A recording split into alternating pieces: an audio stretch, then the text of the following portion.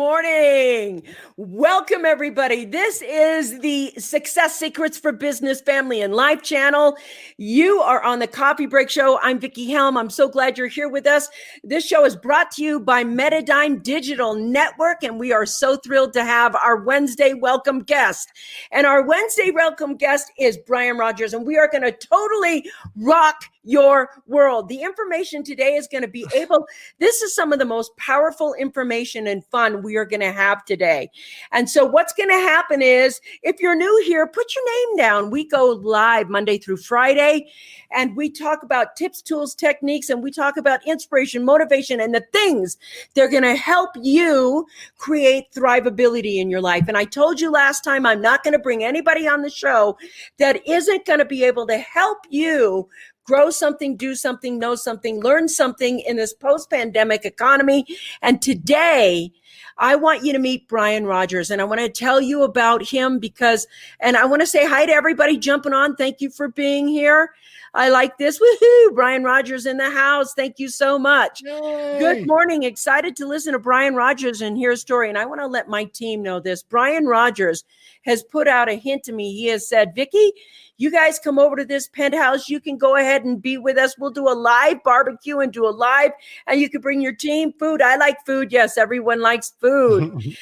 So today we're going to be talking about more than food. Today we're going to pull the secrets out of Brian about transformation and success.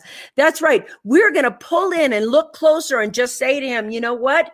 Give us the secrets to how. I want to let you know, Brian's success is vast. He's a best-selling author. He was one of the number one real estate investors from how many years ago? Help me. How many years ago was that? It's been a lot of years. So 1999, sold my company to Yahoo Real Estate in 2003. Yes. So he's had so much success. And what the key ingredient for him is he's been in so much incredible transformation, and most everything he does with heart and soul and philanthropy. And he's just such a great guy. And I want to welcome you to the Coffee Break Show today, Brian. It's just going to be awesome. Oh my God, it's my pleasure. But now I have a lot to live up to after that. So Are you drinking coffee today? I thought we were done with that. No coffee. I don't even want to admit it, but here's the tea bag. Oh, well, I actually today, in your honor, I decided not to have hot coffee because I heard you were doing this. Mm-hmm. So I'm doing cold coffee in a wine glass. I have cold black coffee in a wine glass because you said no more hot coffee. So I did cold coffee with ice. Thank you. So I want to let delicious. You know, here's my water bottle. And I got to tell you, I've upped my water consumption, and I'm having, I've lost 300 pounds, but I will not give up my coffee, even if I have to put it in a wine glass. Well, for right now, you know, what's interesting is the reason I'm doing this, I have this goal. I want to mountain bike ride from Seattle all the way across the other side of the country. And I was like, okay, we got to go out there and do some mountain biking. And when I was breathing the other day, I was like, okay, dairy's out. We got to get more air in our lungs. So we're doing it. We're having fun. I think we've already ridden some 60, 70 miles this week over the week, and we're having fun. But I want to go back and talk about you right now. And I just want to have some fun. Sure. I want to start with how it is that you decide to create transformation, because a lot of people, they decide, but then they kind of peter out. Yeah. They don't have that push through. And I want to tell you, it's not just that he's made a lot of money. He took control of his health. He does what he says he's going to do. That part of that commitment, how do you find that commitment to decide and go for it? It's really hard. I have been good at transformation. I've been multiple things throughout my life. I was actually an All-American college baseball player. I was a fat All-American college baseball player. Growing up, I grew up very poor in Kansas. I'm from Kansas City, which is where the barbecue comes from, that I'm sure we're going to talk about later. Mm-hmm. So barbecue has been a part of my life for a long time. And I actually played baseball my whole life. I didn't make necessarily great grades, nothing like that. And how it kind of started for me, I think I just worked hard. I always worked hard to get out of my situation that I was in, which was a poor family. I wasn't going to be able to go to college unless I could get out of there on a baseball scholarship. And that's what I did. I worked hard. I went to Florida International in Miami. And that's where it kind of all started for me, because I had always been good at baseball. It's something I was always good at, but I didn't really have to work hard at it. Right. And it wasn't something that like I had to like think about. But I was in Miami, Florida, and I went in. I was about a C student, which people now can't even believe that, because I'm a programmer, right? And I've sold 2 businesses for 8. My last one was almost 9 figures. But I sold 2 8-figure businesses based on code that I've written. But I went into my counselor there in Miami, Florida, and I said, I'm here for my mandatory counseling appointment. And he said, what's your major? And I said, I have no idea. I'm here to play baseball. And he said, I am so sick of you freaking athletes coming here and thinking you could just come play baseball and you don't have to get good grades and you don't have to do any of this stuff. And you're just here for whatever. And he took the course catalog and he threw it at me. He threw the course catalog at me, and it was like flailing in the wind, right? And it like hit me. And I'm like, he's like, when I get back here, you better tell me what your major is. And I was like, you know what? I picked it. He started walking out of the room. I picked up the course catalog. I opened it to the first page I saw, and it said Computer Information Systems, CIS. So everybody asked me where I got started. I literally opened a course catalog. I took it and I said, I'm a CIS major. That's what God or whatever you believe in said to me that day I was supposed to do. And I shut it and I threw it back at him. I said, I'm a computer information systems major. I didn't even know. I had never even turned on a computer at that point in my life. Right. So to answer your question, the transformation, where does it start? It starts with like, you have to listen to like what's around you and like what is like in your life. Like if you believe in God or meditation or whatever you believe in, you have to listen. Like you have to go down the path. It's not just like, it's not money. It's like go down the path that you're supposed to be led in. Yes. And that was the path that I was led in. I had never turned on a computer before in my life. And all of a sudden I'm a computer information systems major. And I went on to write code that was sold to Yahoo in real estate. You said real estate investor. I actually wrote the software that real estate investors use to do secure mortgage applications. I wrote the very first ever. So now, like if you go to like any online site and you fill out a mortgage application, I wrote the very first online secure mortgage application that ever existed in the world. Wow. Right? Yeah, I'm saying wow because I know I've used it. Right. And so I wrote it. And at one time, a company called Countrywide Mortgages was my first company. They were doing 500,000 applications a week. Sorry. Countrywide Mortgages was your first company that you sold the software to. Yeah. And they were, they were my first client. It was a software as a service. Wow. And they were doing around between 400,000 and 500,000 applications per week through this little software that I developed. So what gives me the determination is like, doing what it is that you feel like you're supposed to be doing. Right. So that's where it all started for me.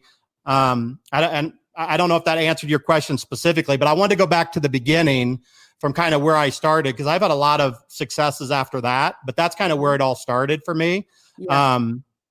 And it's just grit and determination, finding a need and really filling that need, but not just filling a need for the money reason, filling the need for something that is actually needed in the world, right? Something that people actually want and need. Like during these times, there's a lot of things that people want and they need. So you got to figure out what it is that you like to do and what people need and kind of mesh those things together. That's really what it's all about. Yeah. And I love this. This is it right here. From baseball to CIS to barbecue. Sounds like you surrender, Brian, that you listen to the subtle. And that's the point. Yeah. That's the point right there. And it's the hardest thing because this whole conversation about transformation is a deep walk into faith. It is. Everyone has that thing inside them that talks to them. Everyone knows that inside them there is something that is speaking to them. And the question is, can you surrender enough to listen to it? And when you do, can you have the faith to walk forward? And I think this is such an incredible conversation to have. It's interesting when I was afforded the opportunity to go to college, and I paid for mine, and I had this thing where my family was, immigrant family. I'm the first one to graduate college. I'm the only one actually, and I'm a woman who did it, etc.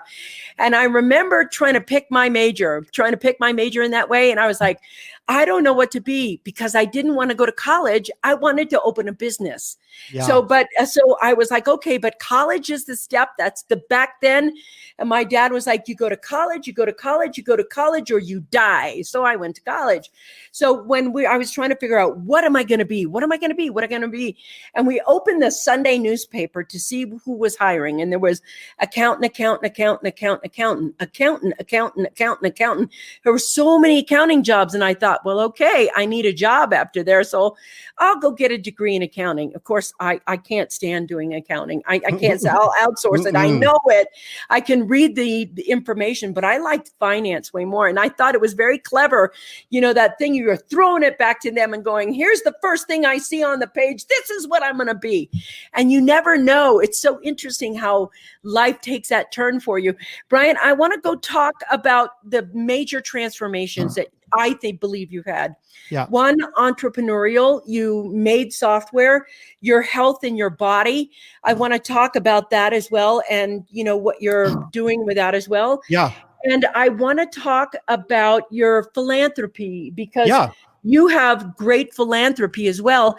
And I don't care in which way you talk. There's no here's talk about this, then this, then this. Just talk about all three of those, because they're so cool and so important. And the side is going crazy here. So I'm just going to pop these up while you're talking, because, everybody's I listening. agree with that. I can see what's up there right now. I haven't seen all of them, but follow the path that's given to you. That's really the theme, I think, so fast forward a little bit after that, I sold a company. It became Yahoo Real Estate. And I sold it for $25 million. I made a lot of money, when I was a very young person. And it's like, okay, what am I going to do now? Well, I decided I was going to build condos in Branson, Missouri. I took some money and I was going to build condos in Branson, Missouri, because they were about to approve gambling, right? Yeah. I'm not a big gambler myself. But it's not about gambling, but they were going to approve gambling in Branson, Missouri. So I had never really listened to country music either, right? So I was like this hard, Metallica kind of guy, right? And I still like Metallica, but I'm a country music guy. But I was in Branson, and what happened is gambling did not get approved, because there's a thing called Table Rock Lake there, which everybody thought was a river, but it was actually dammed. So it was a lake. So then everybody that already had gambling in Missouri said, no, we're not going to let you get approved in the state for gambling. So I was stuck with this $11 million property that I had bought in Branson, Missouri, with nothing to do. So I'm sitting in a place called Landry's Fish House. Some people might have heard of Landry's. It's in Houston, places. There's one in Branson. I'm sitting in Landry's Fish House, and I'm sitting there. I've started to kind of like country music, and I'm sitting there across the aisle. We're drinking apple martinis, which I'm not a big drinker, but back then I was a little bit, after they didn't approve gambling, drinking apple martinis. And sitting across from me was a guy named Mel Tillis. I don't know if you've heard of Mel Tillis, but he was this big country music superstar and all this stuff. And we got talking. He owned a theater in Branson, Missouri. And he said, Brian, you're just this entrepreneur, this young guy. How would you like to do this? So here I am. I don't need money. I'm sitting here with this opportunity. He's like, it was a book, literally a book of country music stars that he knew and people like that. And I'm like, well, I know how to write software. So all of a sudden, here I am with another opportunity. One of the person's name in that book was a guy by the name of Jason Aldean, which a lot of people know Jason Aldean. Another country star. Yeah. So here I am, retired, with this weird opportunity, and I meet this Mel Tillis. And now I'm like, you know what? One of the problems that he was having, he was a new artist and he wanted to do an online fan club. Well, there was no online fan clubs then, right? They were all like mail in and all this stuff. So I'm like, well, I could write an online fan club. Wow. And so I did. So I wrote one of the first ever online fan club. It was called DigiFan. Wow. And Jason Aldean in his young career was actually one of my first clients. So I had another success there. Again, just a chance opportunity, being in a situation like being on this show. You know, when you take the opportunity to do something, whether you're speaking with one person or 1,000 people, you never know like who you're going to meet, what you're going to come across, where the opportunities are going to lie. That's right. So I did that. And then, and I went ahead and went on. And then to my transformation, there's been a lot in between besides that. But I had a lot of success in family. I've been married to the same woman for 23 years. Woohoo. We dated for 5 before that. Wow. And a lot of success in every area, finances and business and stuff. But the biggest failure, like, and it's probably the biggest thing that you can't fail at, was my health. Like I'd made money. Like money does not motivate me whatsoever. Like I'd made money. I have a great relationship. I have a great son and kids. And I'm not just saying that. I mean, I've never had any issues like a lot of people have had, setbacks people have had. But I was always a huge failure at my body. I'd been fighting it my whole life, always been overweight, always been heavy. And I sat down and I was like, you know, I got over 300 pounds. I was 310 pounds. Wow. As you can see on this, I'm not 310 pounds now. I'm 160 pounds, right? And so that's where it started, Vickie, really. That's where like the new part of my life started, just kind of to condense it. But it was one of those opportunities in my life where kind of everything else was kind of organized and situated. And there was this voice in my head that basically, maybe it wasn't in my head. Maybe it was me looking in the mirror saying, you fat pig, right? Mm-hmm. Like you're a fat pig, basically, and you need to do something about this.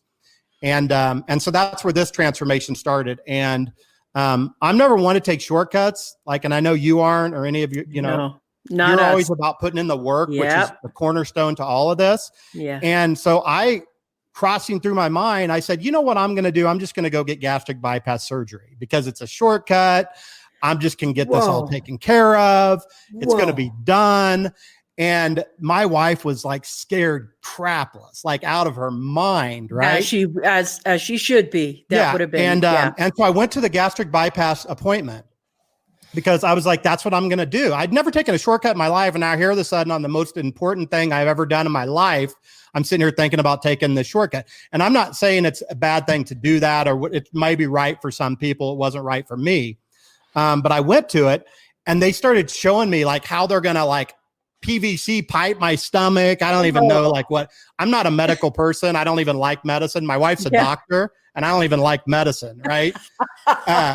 So they're saying they're going to cut my stomach and do all this stuff. And I'm like, okay, well, I'm not that scared of that. And they're like, okay, you may die. And I'm like, I'm a little scared of that. Everybody's going to die. Like, I'm not that worried about that. And like everybody's why they do something is always different. It's usually like, I'm going to die. I won't be there for my family and all that stuff. And all that was important to me. It was all important.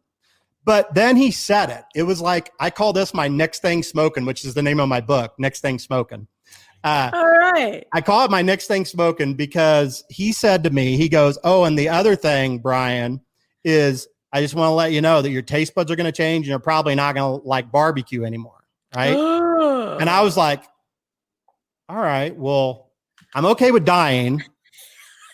I'm okay with you cutting my stomach wide open.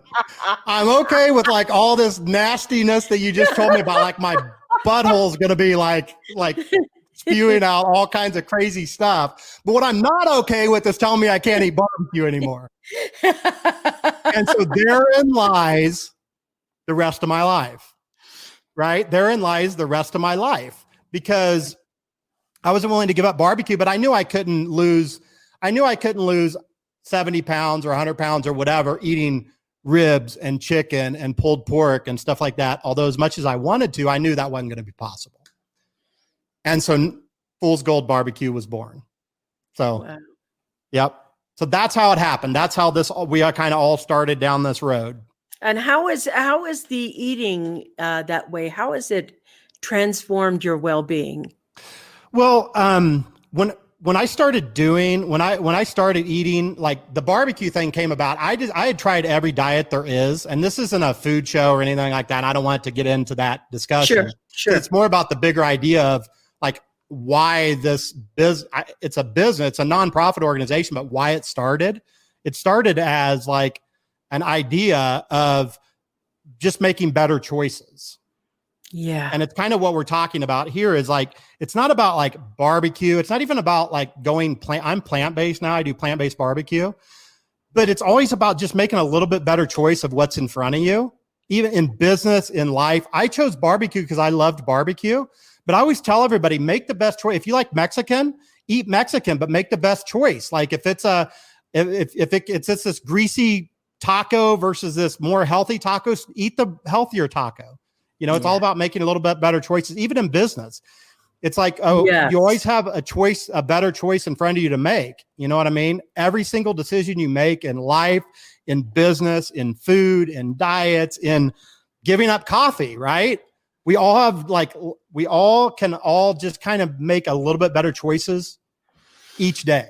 And that's really what Fool's Gold was all about. As far as how eating, for me, it's easy because I love barbecue. I'm more about the sauce and the rubs and stuff like that. So it was easy to me, and it clicked in my mind that it's just time to do this.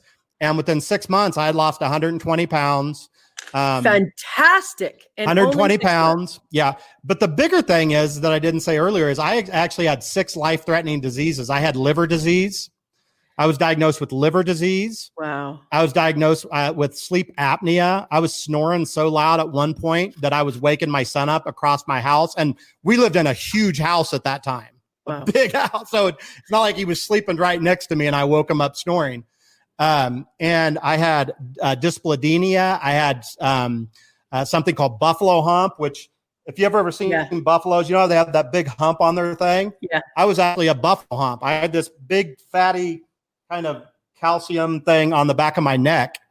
It was terrible. Right. I was on blood pressure medicine. So within 6 months, not only did I lose 120 pounds, I also reversed all 6 life-threatening diseases. My doctor didn't know what the frick was going on. Fantastic. Amazing. He had no idea. He's wow. like, Brian, you've been given a gift. And I'm like, I know I've been given a gift. And when you're given a gift with the ability to do something, like you're given a gift to do this show, and the other people you have are given the gift to do their shows. I know Scott Stevens that's up there has a show, and you have some other, and whatever it is, when we're given a gift, you can either like take that and make it into something amazing, or you can let that gift just sit in your pocket. And you might have some moderate success with it, but is it really going to make a huge difference? And so that's why I started down this road. I got to tell you, one of the most important things that happened to me is that I met this woman right here called Robin. And Robin is an occupational therapist. She's also a professional nutritional expert and everything else. She's really, really the person who taught me how to eat well. And it was interesting too, because when I met her, I was in my 40s. And you'd think by then you know how to eat right. But it's interesting how I think in the 70s we learned to eat right, but then they introduced convenience foods, and convenience eating came into fruition. And so we didn't see eating as being something that is nutritional, that guides our health. We were like, hi, let's run and grab a pizza before we go play over here and do our next great thing that we're going to do. Yeah. And then when we got to the point where you had to sit down at the computer to do your work, there was 8 hours of sitting. And, now we have those standing things like my desk right now, I can sit or stand and it moves up or down. Yeah. And that thing that introduction to food again from Robin, it was like, no, we don't eat this. We don't eat this. We don't eat this. And the change in my, energy level. And, Brian, what you just said about kicking the butt of 6 different diseases. Oh, here, look at this. Here's your buddy. Hey, Martin, nice to see you on. Martin beat all 6 diseases. Blessed man who blesses others. I mean, this is the key right here. It's like somehow you can really do more than you actually thought, look at this. Well done. Well done, Brian. Yeah. And There's everybody's this thing, Vickie, that I think I maybe heard you kind of hit on this maybe 3 or 4 weeks ago, but I sit on a lot of small business panels, and like, I'm always getting asked to do mentoring and stuff like that. And I do a lot of it, but like, as far as doing good for others, I hear people like that always are telling me, and I just spoke with somebody about this 3 days ago, that always saying, if I could just make $150,000 a year, I could live where I want, do what I want, do all this stuff. Right. And I think that's a lifestyle business. We all know what that is as entrepreneurs. Yep. And I think that's great. Right. I think that's amazing. But my question is, whatever it is you're going to do to make $150,000, if that's what you want to make, there's nothing wrong with that. It's not a money thing. But my point is, can you do the same thing that you're doing, the talent that's going to allow you to make $150,000? Can you make $1.5 million with the same offer and keep your $150,000 as a salary and donate the rest to something good? You can still do the same lifestyle business. Right. So like, that's so you satisfying. Can still do the same business. Let's say you want to make $250,000. Okay. Whatever it is you can do to make $250,000, make the same offer, but have people donate instead of buy that. And you can make $2.5 million and still keep your 10% $250,000 salary. Now, the question always, right? It's like, can you do good for others doing what you already are doing? Yes. You know what I mean? Like, yes. Like, you know, a lifestyle business, I think is not, I'm not a fan of a lifestyle business because it's all about you. That's right. Right? It's all about you. That's and so I right. think, and there is an argument to be made where if I can't take care of myself, I can't take care of others. And I get that. But can you make the same offer, use your same talents, get people to donate 10 times more with the same thing and do good in the world? And that's really what it's about, I think. This I do too. And I'm going to agree with that because wholeheartedly, I want to let you know, some of my business partners are watching the show right now. And one of the interesting things was the first time you make a choice to do a business where it's not about profits for you, where you can actually create profits for other. So there was a group of 6 of us. And 4 of us are on the show right now. And Scott Stevens and Don Gifford, actually the initial visionary for this project. We created an ice cream store, literally. Now, every single one of the business partners had a business outside of this ice cream store we created. So nobody needed the funds from this ice cream store. So instead, we put the profits right back out into our community, right back out into the project. We literally did the whole thing just to fund other things in the community. And we did a boatload of stuff. And that was the first time there's something in you that switches when you realize the power and good business can do. I mean, as a tool to change the world in hundreds of millions away. It's like the first thing you think, the reason you're so interested in profits is because there's not a part of you that believes in yourself that says this will work. And that part of you that says this will work, you are like, God, I hope I make some money on this. I hope this works. That I hope is a negative intention inside your head. Yes. You have to know that it's going to work and that you can bless others. And the reason I love working with Scott and Don is because that's how they start that vision. They start that vision with, how is this going to serve humanity? Everything that starts here serves the world. And when you get that mentality, that money will flow because that's the flow of it. And I think that's so important what you just said. And oh my God, the side over here is just rocking. I just want to come over here. Let's see. That's a quotable. You're amazingly quick. Thank you. He is. My wife and I have a goal to tithe 90%. Yeah, that's amazing. A great goal. What a great if you can live on 10%. Yes. Look at the difference that you can make. Like, I mean, that 10% doesn't mean you have a meager lifestyle. If you want 10 million, you just become 100 million. If you want to say it's like that 100,000 a year, you make $1 million, you've got that 90% tithing. Exactly. Yes. Yep. And that's how I think I see something else. I think Scott said something really cool there. I just saw it pop up and he was like, reverse. Is it? Yeah, right there. Look at that. Yes. I mean, that's really that's what it's all about right there. This is the point of having the right entrepreneurial team. And Scott Stevens and Don Gifford are exceptional. They're exceptional business partners, but they're exceptional entrepreneurs in that way. They are the people that's like, how are we going to serve humanity, and really focus on how you're going to serve humanity. This is what this show does. It's like you bring the best of the best real world experience. Like, you don't see him up on Facebook, hey, buy this, get this, do this, good this. This is buy this, get this, do this. He's already made millions and millions of dollars. And the first time that you can make the decision to grow a business and make that quantum leap to the other side, you will never come back. You'll finally figure out there's something that awakens in you, something that is where the universe can use you and the ideas, and you can feel your way around. You know, you're the first person, Brian, I've ever talked about this with. This is a very sacred conversation that most people don't get to have. Most people ask, well, how did you do it? And what tools did you use? And what did you, how did you talk to the people? How did you close the sale? How did you overcome the objections? They don't ever just look at the divinity of business. And when you work in that divinity of business, that's the only thing I've ever done. And I've owned and flipped 12 companies, et cetera. Anytime the feeling hits my heart, I know I'm supposed to do it.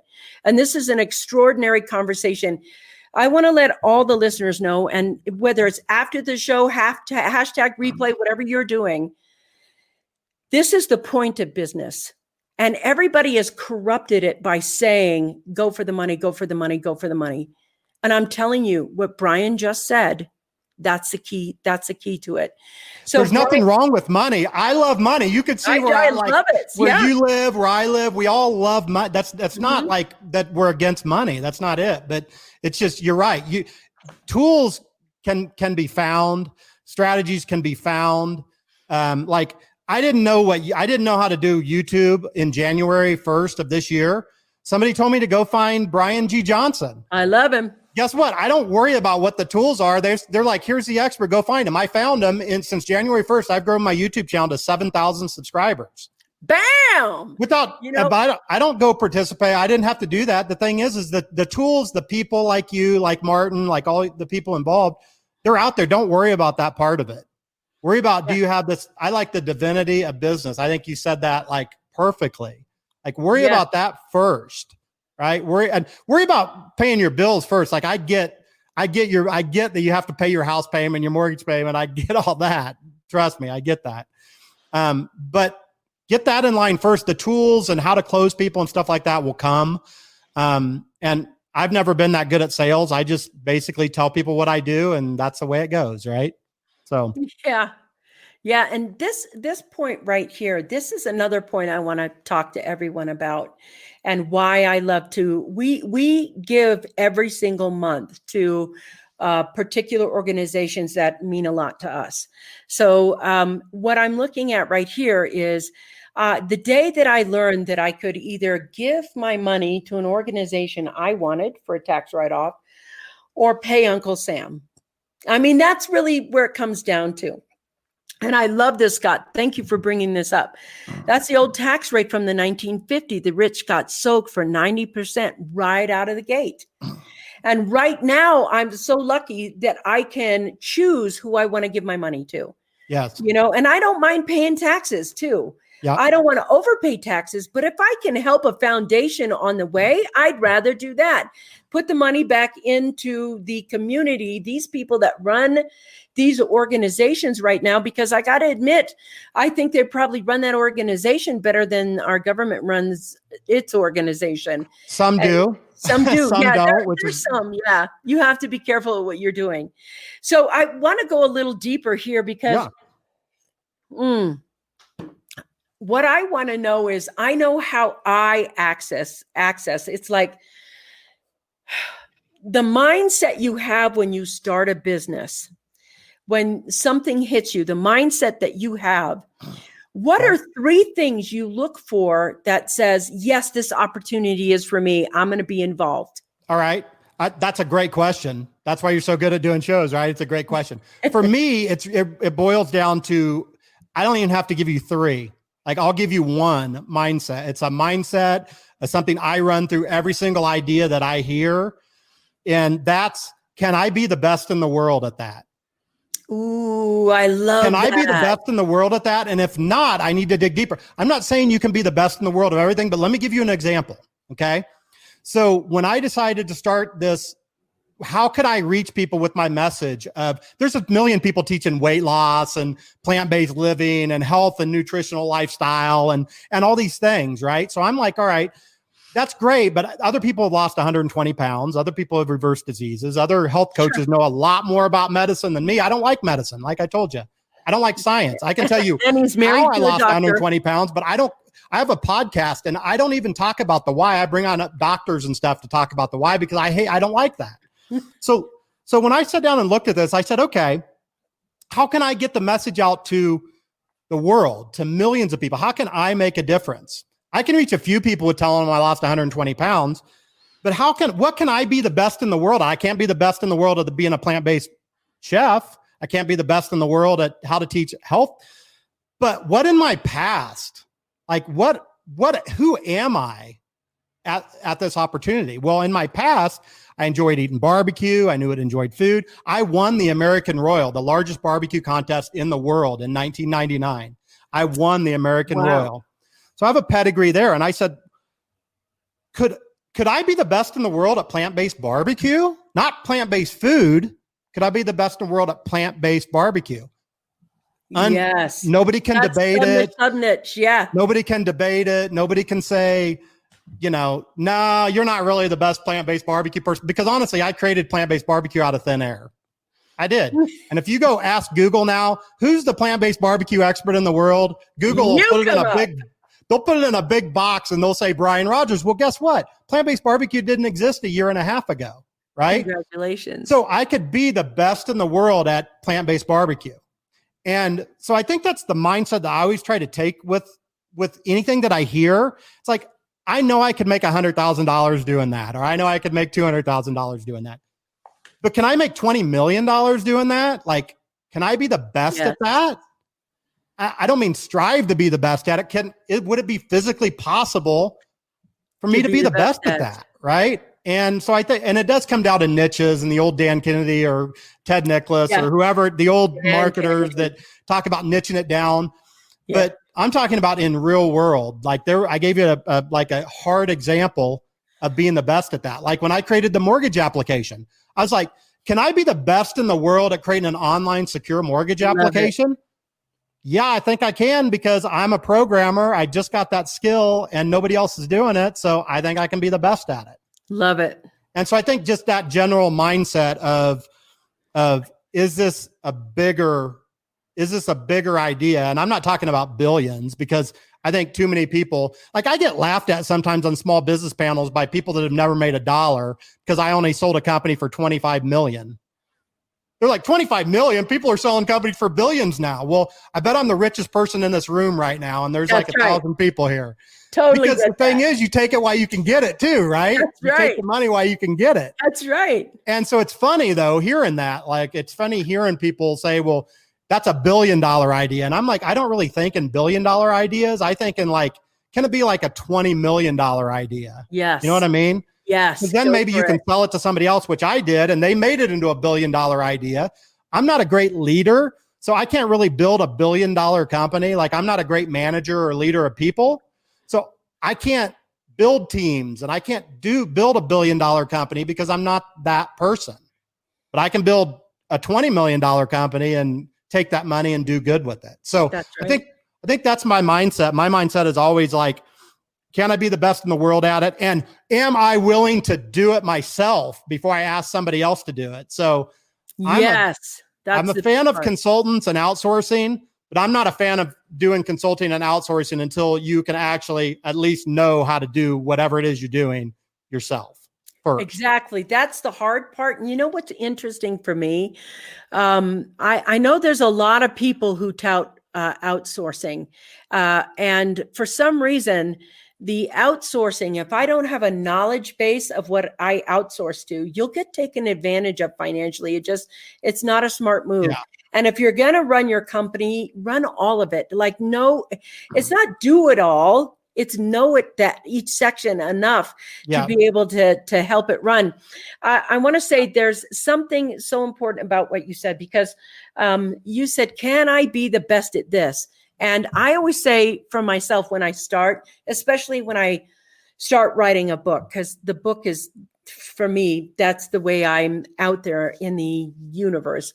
But I always think, can I set the bar in this industry? Can I set a new bar? Like the first thing I know about every single industry is that somewhere in that industry, it needs to be cleaned up. That there are lies that are in there, or confusions that are in that industry. And when I write a book on a topic, can I set the bar so high that somebody really has to earn it to beat the topic that I'm writing about? And when I do business, what I really, really try to do, especially on the show, is model it, modeling for them what needs to be done. And what I like about how you are and what you do and the way it is, I love right now how it is that you live your life. And I want to take a moment here, and I want you to step to the left or the right, because I want them to see the baseball field behind you. See that? That's Rockies Field. That's where the Colorado Rockies play, right there. It's really a green screen. Green screen. I know. Green screen. That's out his window right there. No, this is really my window. So, I mean, he put his passion for baseball right in front of him. I mean, you could get a good set of binoculars and watch the game. No, I can see it. You can actually see it. Oh God, that's so awesome. You can see it without binoculars, but if you have binoculars, you can see if a guy's playing with his cup. But you get to the point where it's building the lifestyle you want. Yeah. What I want everyone to know from this conversation is that transformation is so possible. I want to let you know my team is in the back over there in the back studio area, and I just heard them laughing because of what you just said about the cup, and they're like, I can hear them in the back. Well, the best thing is, Vickie, before you go on though, this is on a serious note, because it is funny, but this kind of sums up the world to me right here. Is think about this for a second. If I go right over here and look this way, I can see education. I can see people coming and going, traveling for business, doing all this stuff. If I look right back here, I can see guys that make billions and millions and millions of dollars that play there. You can see fans that do it. But here's the other thing. If I look that way, I can see a homeless person that's sleeping on the street right there too. Yeah. And every day I look down, and that's the first thing I look at. Like, I pray for that guy every day, and that he's gone, that he's not there anymore. Right. Wow. And so from this perspective, this is why I wanted to live here so bad, because it's nice. It's great. It's this plush place, but I can see people living by the tracks over there. And it breaks my heart every single day when I see that guy sitting there. I totally get it. Right. I totally get it. And I can go help him. But then as soon as he leaves, there's going to be another guy and another guy. Right. And another guy. You have to help the bigger world. And I think that's what you're doing, and that's what we're all doing, and that's why I love this window so much, because I can get so many perspectives on like what's really going on in our world, because the guy who is traveling for business over here on the train on this side might be the guy sleeping under the bridge because he lost his job. That's right, just like that. And people are this close. That's what people are this close to being homeless right now. That's right. They are so, it's so easy. You are melting my heart right now, because this is why our team got together and said, how can we help these people right now? How can we help them? We are living in a pandemic economy. We've never been in this pandemic economy for generations and generations. So now that we have a pandemic economy, you're right. You have to pivot right now. It's like sink or swim, sink or swim, sink or swim. It's right now with that way. Yeah. Martin, thank you for this. Scams and cons are in every industry, and you can become the scam buster. And that's how I write my books. My books are made so that they bust those scams. And there is a bigger industry. I'm going to unleash and get you out of the confusion. My want is for everybody to have discernment, and discernment in a way that Brian has it, which is you can learn to transform. It's a skill set. It's a skill set that you learn how to transform things. And that skill set it has to include the divine. The skill set of transformation, you can muscle it your way through it with your mind. You'll get some results, you'll get a little bit of results. But if you're going to be in abundance, if you're going to be in the literal divine presence of abundance, you have to include the divinity of it. You have to have the kind of heart that says, how do I help that man on that underneath that tree? And how do I help that guy getting on the train? It's like, what if you dared to trust your abilities the way God trusts your abilities? What if you dared to trust your greatness the way God trusted your greatness? What if you dared to have that piece of it? I want to go over here because everybody's talking. Okay, Donnie says, I enjoy the fact that you took on the challenge of a plant-based barbecue to not only make something that is healthy, but the great challenge of making it taste good. That's is quite true. The challenge too. Yeah, my kitchen, I tried my barbecue sauce, which is in Whole Foods, and you can go to Fool's Gold Barbecue and check out my sauces and stuff. But my kitchen, when I did my barbecue sauce, looked like Dexter's Lab.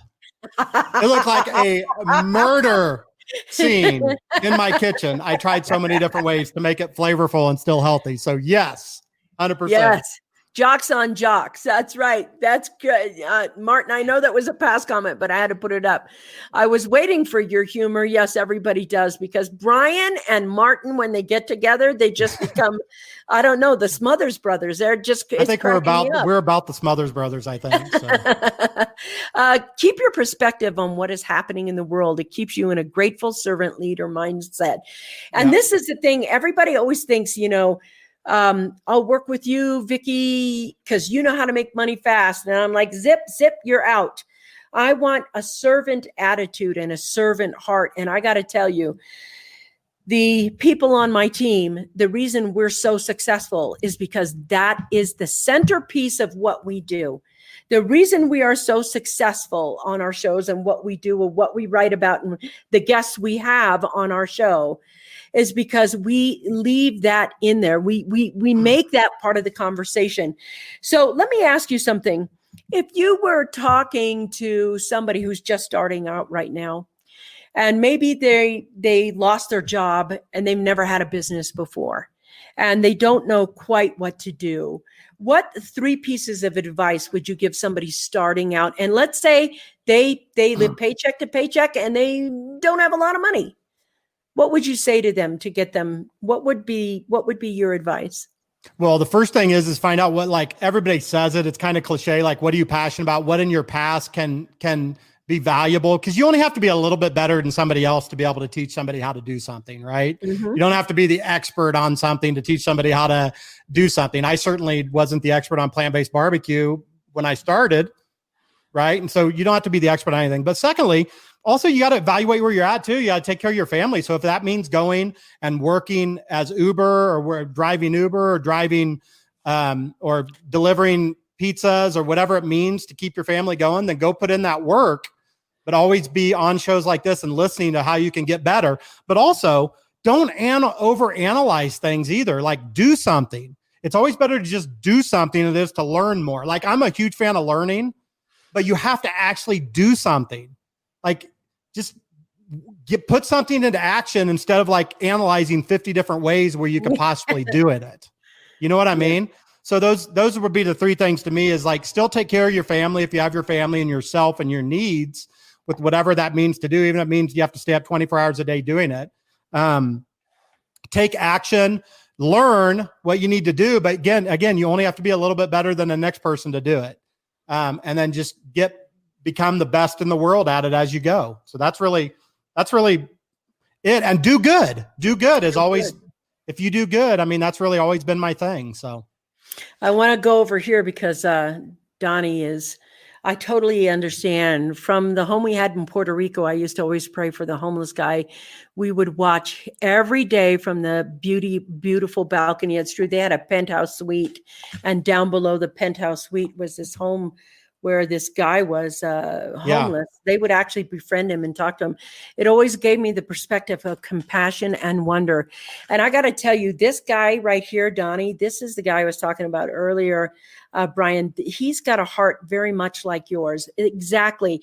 And he has garnered so much success in his life from having that same mindset, that same heart, that same, and I'm so fortunate. And let's see, Scott, one's own experiences are the most powerful teaching tools, especially when aligned with humor. Yes, they do. They work when aligned with humor. You're absolutely right. So, hey, Anna, it's you. And I know because it's your red heart. Hello. It's really great to see you. Thanks for being here. Do good. Can't go wrong with that. Yes. It's like, here's the thing. I think it is so unfortunate when somebody starts a business to scam people. I'm like, really? That's your highest bar in life? That's the only thing you think you can do? I can only get rich if I hurt someone else. I can only get rich if I harm people or scam them. Come on, really?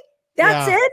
Give me a break here. So, and you don't have to argue for your perspective either. I mean, that's the other thing that drives me crazy is people when they're trying to make their point about whatever it is they do, they want to go out and argue and forcefully make their point to people. And if you're doing good and doing what's right, you don't have to argue with people to create your point. People will just come along with you, right? Yes. You can just let people know what it is you do, what you're good at, blah, blah, blah, in a way that's not arrogant, and people will come along with you. You don't have to argue your point about every single thing, right? I mean, it's so many people, especially good salespeople, they try to force their point on people, and that doesn't work long term. That pressure sales is really not my thing. I'm really, I think that sales in that way, I've made a fortune so many times and never once had to pressure sell.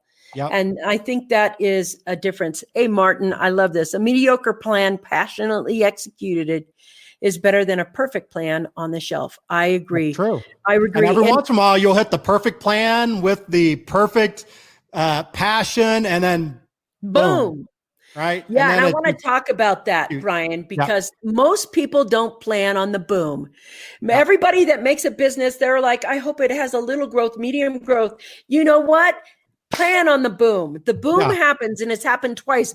And I will tell you, if you don't plan for the boom and the boom happens, you are running so fast. It is not good to boom without having a plan. Plan for the boom. Thank you for that. So I also want to say this right here. I love Brian's advice in 2 letters. Do. Yeah. That's right. That's right. It's just do. Thank you. Let's see, Karen. Brian's secret sauce for success. 1, learn to be a little better than the next guy. 2, take care of your family. 3, do it. 4, do good. Yeah. I mean, the common theme here is none of this stuff is hard to learn. That's the beauty of that's the common theme. It doesn't, like, I'm not that, like, I'm a guy, I'm a man. I know how to do like 4 things good and not all at the same time. Right? So it doesn't, like, you just have to, like, be willing to do it, right? Just get out there and do something. It's not that hard. We all overcomplicate it. We definitely overcomplicate it. Okay, my team is already speaking up. I want to let you know the other day he was on instant messaging me. Yes, let's do a show, a live show from the house, and let's do a barbecue and, bring that. I'm now in. It's like, now look at this. Now that we meet the man, I want to taste the barbecue. Good intentions create good, tasty food. It must be full of love. Yes, it's only full of love. Whoever said that, all full of love. Donnie. That's Donnie. Karen says, Martin, there are too many great ideas that can change the world. They are still on the shelf. It's so sad that is true. Ha ha. He's laughing. Thank you very much. The secret recipe. I love this. Martin says that keep it simple. Simplicity is easier to do. And I agree with that. So easier. And I got to say, this has been such a fun show, and it's usually over in 2 minutes, but I'm going to keep going a little bit because I think it's on fire right now. And it's like, I want to tell everybody on the show right now, I want to give you a very, very clear message. The chances that you're going to get a multimillionaire to sit down and talk with you on their busy schedule, where they're going to sit down and give you the secrets to becoming a multimillionaire and doing good in the world, really making it so that you use your business to help you, give you the life that you want, and give other people's the opportunity to join you in that life, that business. That's small. It's here right now. You should be playing this again and again and getting in those couple of pieces that are out there. And I want to make sure that while we have Brian here and he's willing to go a little longer here, he's willing, you're getting a $10,000 consultation, because I paid $10,000 to have these kinds of consultations right now from somebody who's actually done it. Now, here's what I want to talk about. I'm listening to Brian, and I noticed the one objection that I'm going to overcome right now. And that is that the listener in you is going to start thinking that he could do it, but you can't. And I'm going to call BS on that right now. And I'm going to ask you I want to ask Brian right now. I'm going to say, dude, let's get three mindset tricks that you use. If you have a bad day, or what are 3 mindset standards that you live by, that you just how do you get in the right space in your thoughts for success? Well, multiple things. I know Martin knows this about me, but some people don't. So, multiple things. One is, I started a long time ago. I get up really early in the morning, 4:00 in the morning. And I've done this every single day. And I actually heard of somebody else that does this. I think it was Dan Kennedy, who gets up every morning and writes for 2 hours.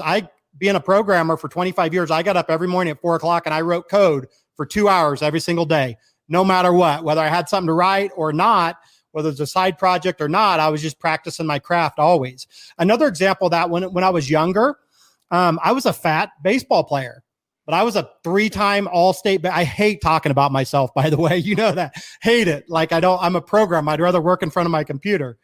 But I was a 3-time All-State baseball player. And people are like, how can you be so fat and slow and do this? And I'm like, how I can do it is I go and I hit 1,000 baseballs every single day.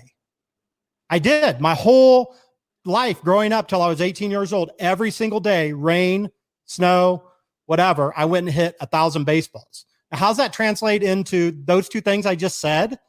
How does that translate into what you do? Are you practicing your craft? Are you doing what it takes to actually be successful? Like Vickie, I'm not giving you theory. I'm giving you concrete examples of this in practice.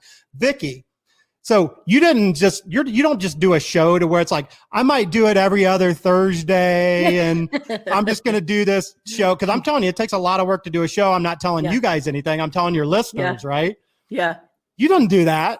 You're like, I'm going to do this every single day. Why are you going to do it every single day? One, you're going to be there, but you're also practicing your craft for something bigger, for a bigger boom. I don't know that, but I'm pretty sure about that. You are correct. You're right. I'm pretty sure about that because I understand that, why you would do something and grind every single day. And so I see somebody like you doing it. And I know I understand why you're doing that every single day. Wise man. It's not just because you want to come on and talk and hear me and Martin be the Smothers Brothers, right? It's not that you want to hear us come on and just be stupid. You know what I mean?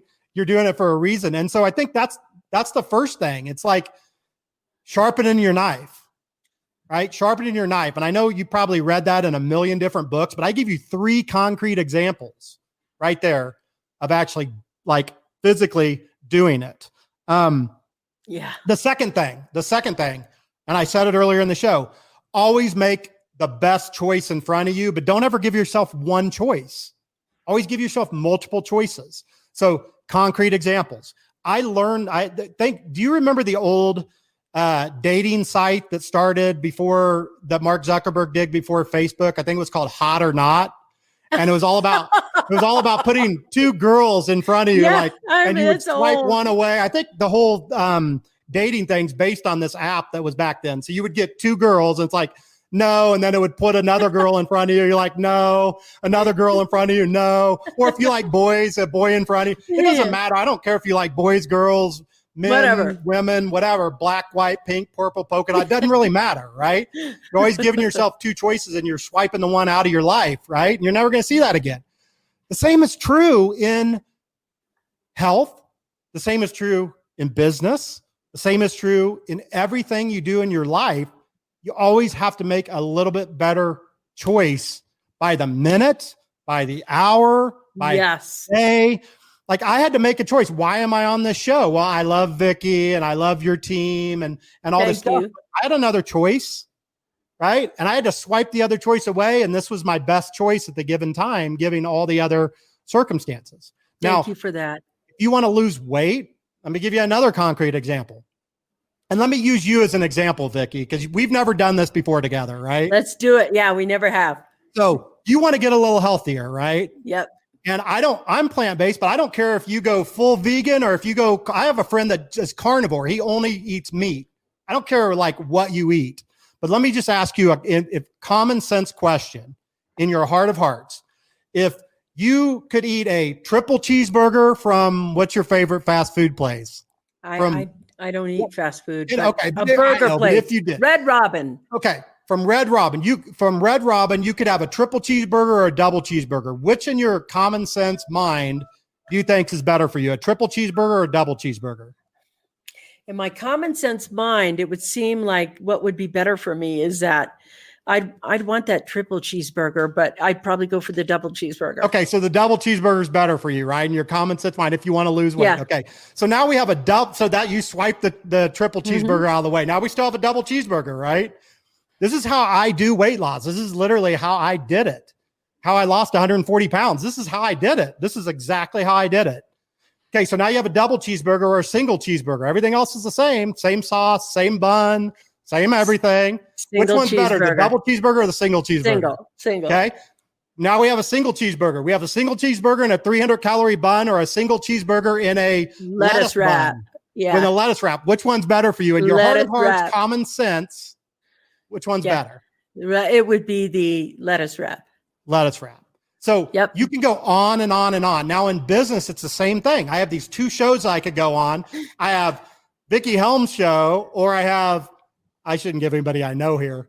I have Jane Doe's show that I could go on. What's the better choice? It's Vickie Helm, right? Thank you. It's the same thing. Vickie Helm. Like, what book should you read? Should you read Next Thing Smoking by Brian Rodgers? Yes. Yes, you should. Or should you read, I don't even have another book right now, so I guess you're going to just have to read this one. So I guess you're just going to have to read this one.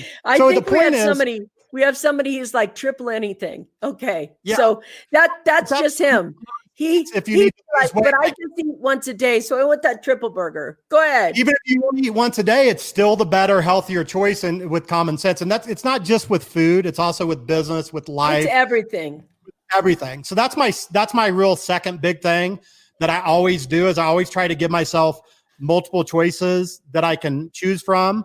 Like today I could do, I could sit by the pool or I could do my YouTube. I could film a YouTube video. Which one's the better choice for me in my life right now?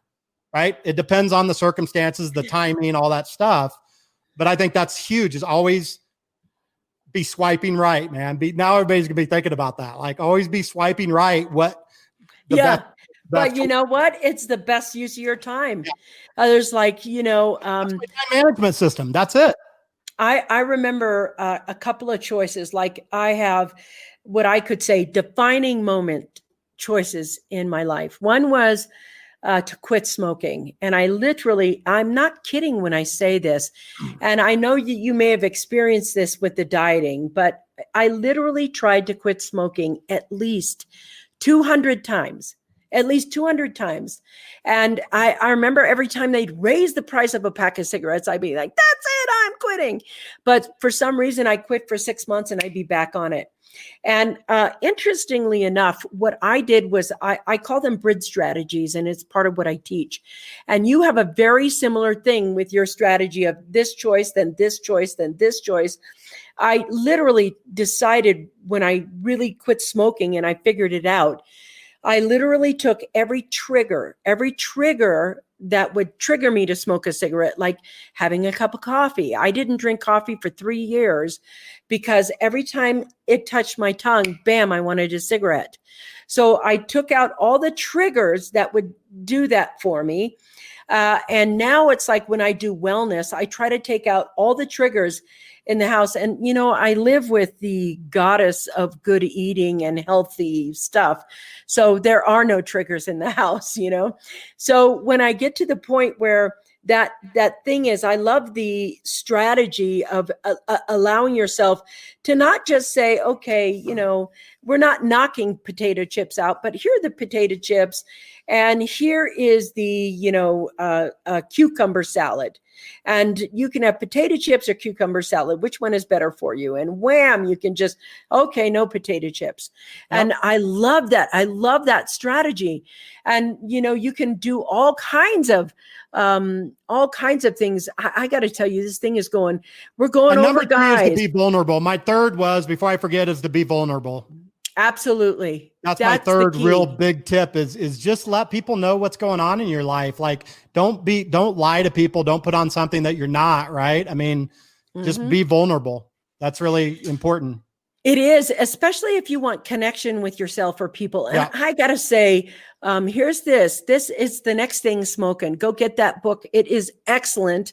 And you gotta be able to know that there's so much humbleness and giving and generosity with Brian today. I mean, so much amazing information. Listen, his foundation, we're going to put a link in the description here. The link's there. If you've liked what he said and he meant a lot to you, go over there and make a little donation to him today. He didn't plan this. He didn't plan that I was going to say it. Here's the thing, foundation, nextthingsmoking.org. And go be involved and take a look at it. We're helping childhood obesity over here today. Yeah, Brian, and could I say something about the foundation? Yes, please. I would love because that. A lot of people might be able to help in other ways with the foundation too, other than just money. The foundation is, when you actually donate to Next Thing Smoking, you can look at a list of our initiatives and things that we're already doing over there, which is surprisingly, childhood obesity is the issue that we're trying to fight. But surprisingly, to do that, it seems easy, but it's a complex situation. You have to educate parents and schools, and surprisingly, even malnutrition is a big part of obesity, which you would think that's the opposite, right? Yeah. We're eating the wrong things. But one thing we do at Next Thing Smoking is when you sign up and you give a donation, you get access to our platform, which includes access to me. I do a weekly thing there. All my recipes are in there. Like, all my recipes are in there behind the closed door, kind of like a membership site, but it's an organization. Nice. There's recipes. There's my exact plan, how I lost 140 pounds. There's tools and resources if you're a teacher, if you're a health coach, or if you want to give Next Thing Smoking access away to people that need it for free, you can get that. But there's also a section called the Next Thing Smoking Foundation Friends of the Foundation. And what the Friends of the Foundation is, it's an area to where we ask business people, entrepreneurs, other health coaches, anybody that wants to donate something they sell normally. Nice. Like, if you have a course that you sell to teach people how to do YouTube, or if you have a course that you sell to teach people how to, do an exercise program, whatever that you sell, that's a physical value, then we would love for you to donate that to us, and we will put that in our foundation.